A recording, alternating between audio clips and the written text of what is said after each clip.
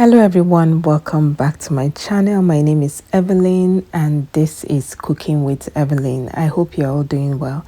In today's video, I'm going to show you how I made this delicious and palatable stewed chicken gizzard that you can serve with just about anything. You can have this with rice, plantain, yam. You can have it as a side dish. The list is endless. So sit back and let's get cooking. To begin, you're going to add your already washed gizzard into your pot or pan. Make sure you wash your gizzard really well. And I'm going to be seasoning with some curry powder and dried thyme. You can season with whatever seasoning that you like, but I'm going to be using the basic seasonings that we use, curry powder and dried thyme. After this, I'm going to add some chopped onions, chicken bouillon. You can also use bouillon cubes if you have that, and some salt. Then I'm going to stir this to combine. Stir this really well to make sure that all the seasonings are well incorporated. And at this point, I'm not going to be adding any water.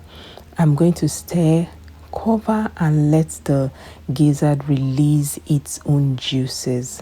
Guys, this is a game changer. This method adds so much flavor to your protein. You can use it to cook any other protein, your chicken, your beef. It really is a game changer.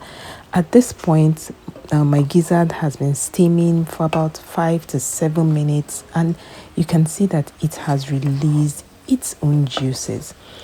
I'm just going to give this a thorough mix this all together before adding some water. I'm going to add some water a little at a time to be sure I get the right amounts that I want, because I'll be needing the stock to make the sauce later on in the video. Once I'm done stirring, I'm going to just cover this and let the gizzard cook until it is soft and tender, and this should take about 25 to 30 minutes. But just make sure you taste your gizzard to be sure it is ready. Once it is ready, you take it off the heat. So like I said earlier, it's going to take about 25 to 30 minutes for your gizzard to cook, but just make sure you taste your gizzard to be sure that it is soft enough for you to eat. At this point, mine had been cooking for about 25 minutes, so I just scooped them out of the pot, and I'm going to set this aside for later. So you can see that the gizzard look really good. Just set this aside for later. Next, I'm going to be sieving my meat stock. Some people don't like to do this, but I always do this because I don't want these particles in any. I always want a really clear meat stock. I don't want any of these particles in my food. Once you're done with that, you're going to set this aside for later. Next, I'm going to be frying my cooked gizzard. You can also air fry this if you want to make this much healthier, but I do this sometimes, especially because I want that nice flavor from the oil in the stew, because when you fry your protein, the oil used in frying always adds a really lovely flavor to any food you use it in cooking. I've just added my gizzard into the oil, and I'm going to give it some time to fry. Please make sure you stir your gizzard constantly so that it doesn't get burnt and so that it fries evenly, because your gizzard is not like other proteins like your chicken that you can stir one after the other.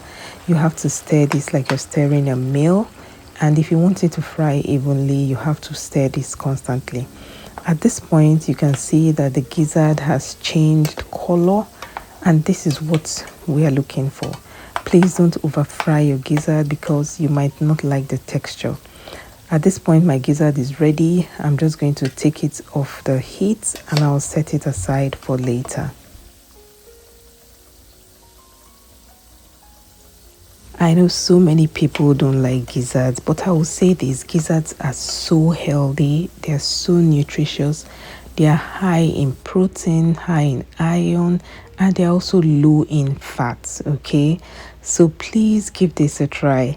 And back to our cooking, I've just added some oil, about 3 spoons of oil that we used in frying the gizzard, and you're just going to allow this heat up. And once it's hot enough, you go in with some chopped onions and some minced garlic and ginger. We are building flavors here, and once that is in, you're going to stir these to combine and fry these for about 2 to 3 minutes until the onions are soft and translucent. And once your onions are soft, you go in with some dried thyme and some curry powder. You can also use some rosemary if you have that. Then once your spices are in, just stir these to combine and allow this fry for about 2 to 3 minutes.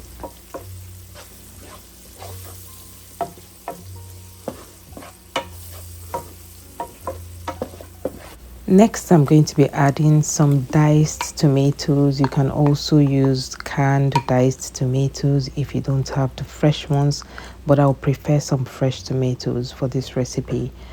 Next, I went in with some habanero peppers for some heat, but if you don't like some spiciness in your food, you can totally skip that. Once your tomatoes and peppers are in, stir everything to combine and just let this fry for about 2 to 3 minutes before adding some tomato paste. Once your tomato paste is in, stir these to combine to make sure that everything is well incorporated. You're going to fry your tomato paste really well to remove any tangy taste from it. Just keep stirring because at this point your tomatoes can get burnt, so you're going to stir this intermittently to prevent it from burning. Once this fries for about 5 minutes, you're going to add part of the meat stock that we used in cooking the gizzard, and this is going to add an amazing flavor to this sauce. I added about 2 spoons of my meat stock into this, and I'm just going to stir and let this fry for about 2 to 3 minutes. Then I'll season with some salt. You have to taste for salt before adding your salt because the stock is already seasoned. So taste your sauce so that your sauce doesn't become too salty. I tasted and I realized it needed a little more salt, and that was why I added some salt. Once your salt is in, just stir everything to combine and let this fry for about a minute. Then you add your cooked gizzard into your sauce, and our sauce is almost ready. I'm just going to add some chopped bell peppers, but this is actually optional. You can use the red bell peppers, you can use the green bell peppers, whatever you have available. This is for some flavor and some color. And once your bell peppers are in, your sauce is almost ready. All you need to do at this point is just stir until everything is well combined. And just like that, you have made yourself a delicious stewed chicken gizzard recipe. That's it for today's video. Thank you so much for watching. I hope you enjoyed the video. If you did, let me know your thoughts in the comment section. Give this video a like, subscribe to my channel, and share this video to your family and friends. Thanks again for watching, and until my next video, bye.